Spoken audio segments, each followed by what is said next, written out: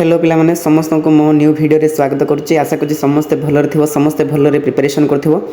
तो तुमनक पई गोटे खुशी खबर, गोटे न्यू वैकेंसी आसी जाइछि हमर रेलवे रो आरआरबी एनटीपीसी हैला। तो आज रु अप्लाई स्टार्ट होछि, पाखा पाखी माने 3000 प्लस वैकेंसीज अछि।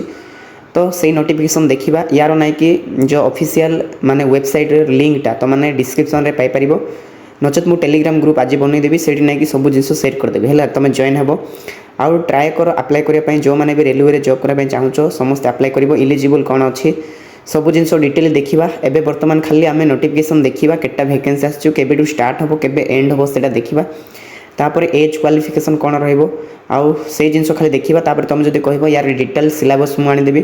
तापरे माने कौन कौन तार मेथड अच्छी क्वालिफिकेशन माने कौन कौन आम कलिकी पाई परिबा से विषय मुझे डिटेल आनी देबी हैला। तो आज माने एटी केवल आम देखा जे कौन कौन एक्चुअली अच्छी हैला। तो चलो देखिए गोटे खुशी खबर जहाँ हो आसीगला है। तो जार प्रकृत इच्छा अच्छी रेलवे जॉब करने बहुत खुशी खबर निजर मित्र मित्राणी मानक शेयर कर जहाँफल से मैंने जापर है। माने प्राय पिला माने जानती वैकेंसी केते आसे कौन आसे। तो तुम जब रही वैकेंसी भी मुझेदेवी केते आसूँ कौन आसूँ डिटेल देदेवी है। तो चिंता करो ना। तो चलो देखा इंडियन रेलवे है जदि किए रेलवे जब जॉब करने चाहूच तो कर आराम से देखी दियो। तुम स्टार्टिंग होगा जदि भल देख तुम opening of date online application. तो आमर जो रेलवे रहा है यहाँ है आरआरबी एनटीपीसी रो एनटीपीसी रो स्टार्टिंग केबे हो देख 28/10/2025 माने एबेरु बुझेला। तापरे तुम 27/11 माने तुम आसंता मासर एंड हो बुझेला। आज ठारू स्टार्ट हो। आज है के 28 ना हाँ आज स्टार्ट हो है। तो समस्ते भलरे देख भलरे अप्लाई कर। तापरे जदि भल देखो ये कौन एग्जाम विषय किसी तो कही ना है। तो फिर भी देख है स्टार्टिंग आज समस्त अप्लाई कर। जो मैंने तुम सांग मैंने जानी ना से गोटे जनईदेव है अप्लाई तो निजे करूँ। जदि भल देखो ताहले देख ये तुम जो देख भलरे तो टोटाल केते अच्छी टोटाल अच्छी तुम 3500 सॉरी 3000 केते 58टा है 3000 केते 58टा वैकेंसी अच्छी। तो कौ कौटी कौन अच्छी देख माने टिकेट माने कमर्शियल टिकेट रे केटा अच्छी वैकेंसी जाक अच्छी। आउ अकाउंट क्लर्क रे केटा अच्छी टाइपिस्ट पाई, जूनियर क्लर्क पाई केटा अच्छी, ट्रेन क्लर्क पाई केटा अच्छी। तो मैंने जानी परिबो टोटाल केटा अच्छी 3500 केते 58 माने 58टा अच्छी सॉरी 3058टा अच्छी है। तो यहाँ है आज ही बाहरी तो मैंने समस्ते पकेब निजे ट्राए कर। तो बहुत गुड़े पेज अच्छी सब जाक पढ़ा किसी माने आवश्यक ना है। ये जिन समझ सब पढ़ी पार तुम उपर रहा। यहाँ तो माने पीडीएफ टा मुझे छाड़देवी है टेलीग्राम रे छाड़देवी। आज ही टेलीग्राम ओपन करदेवी समस्ते भल देखो। तो ये किसी आवश्यक ना फोन रे है।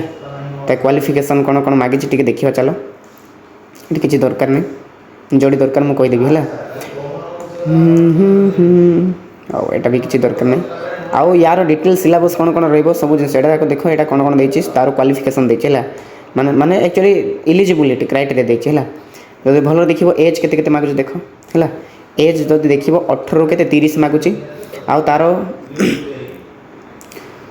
एटा सब देती नाई कि 18-30 जब तुमको 18 वर्ष हो तो आराम से ही पार है। तापर एसटीएससी कौन एक्सट्रा मिलूँ एसटीएससी के 5 वर्ष एक्सट्रा मिलूँ ओबीसी 3 वर्ष एक्सट्रा मिल है। तो सेटा रहा तुम निजे सेटा कर आग अप्लाई करदो है अप्लाई करदो जी भी चाहूच। तापर देखी दो जो मैंने बाकी रहिले जो मैंने फॉर ऑल कैंडिडेट्स है। तो से मैंने 500 टंका देवे किंतु जो मैंने एससी एसटी रहिले एक्स सर्विस मैन रहिले माने एटा ओबीसी है जहाँ जहाँ भी जनरल कैटेगरी 500 टंका। आ जो मैंने अच्छा तुम एसटी एससी से 250 है। यहाँ है तुम टंका पड़ो बेसी भी ये ना पके था एग्जाम देजिवो। डिटेल वीडियो मुझे आनीदेवी है डिटेल वीडियो आनीदेवी समस्त से देख। तो तुम आज ओपनिंग होची ऑफिशियल माने जो वेबसाइट लिंक मुझे तले देउची है। तो मैंने जाकि अप्लाई करें आ भूलबनी निज मित्र मित्राणी को छाड़देव से जानीपारे जे हाँ हाँ वैकेंसी बाहरी गला। तापर प्रिपरेशन कर है। यार जदि भल देखा ताहले कौन अच्छी रे कौन कौन एग्जाम क्वेश्चन पैटर्न टी देखा ना कि क्वेश्चन पैटर्न कौन अच्छी देखी दो। हाँ 2टा एग्जाम हम एक्चुअली 3टा है। तो कौन कौन हो देख एग्जाम तुम 90 मिनिट दिया हम जनरल अवेयरनेस 40 मार्क आसो, मैथमेटिक्स 30 मार्क आसो, रीजनिंग 30 मार्क आसो, टोटाल के 100 मार्क हम है। तुमको 90 मिनिट दिया हम 1.5 घंटा है। समस्त देखिए यहाँ तुम फास्ट स्टेज वाला कंप्यूटर बेस्ट हम एटा एग्जामटा तापर सेकेंड कौन हो देख एटा सब तार सिलेबस देछि देखो एटा सब सिलेबस देछि हां सिलेबस भी देछि तुम जदि कहबो मु डिटेल आनी देबी तापर देखि दियो तुमरो सेकंड स्टेज रे कोन होछि सेम टू सेम 90 मिनिट दिया हबो जनरल अवेयरनेस 50 मैथमेटिक्स 35 रीजनिंग 35 हला खत्म टाटा बाय बाय तो यहाँ भी हो तुम एटा सेकेंड वाला है सेकेंड रे हम सेकेंड स्टेज हम तो तुम मैंने जानी सारे यहाँ तुम सिलेबस अलरेडी दे सारी यहाँ तुम सिलेबस देख यहाँ है मैथमेटिक्स सिलेबस है यहाँ मैथमेटिक्स सिलेबस है यहाँ तापर जनरल अवेयरनेस सिलेबस है माने सॉरी रीजनिंग रे सिलेबस है जनरल अवेयरनेस सिलेबस है यहाँ पढ़ो तो हो पार है तो मोर कहबार कथा है आज अप्लाई कर दियो स्टार्टिंग है लास्ट डेट को वेट कर ना है तुम्हें सेंटर भी देव ना तो से अनुसार ना कि तुम केते शीघ्र कर भल तुम पाखापाखि सेंटर पड़ो ना घाटी पड़ जाओ तुम निजे भी काला बाला है अप्लाई कर जो मैंने भी इंटरेस्ट अच्छे समस्त सेट करदेव है तो जो डिटेल वीडियो चाहो कमेंट कर मुझे निश्चय आनीदेवी तो समस्ते भल keep learning and keep growing thank you so much.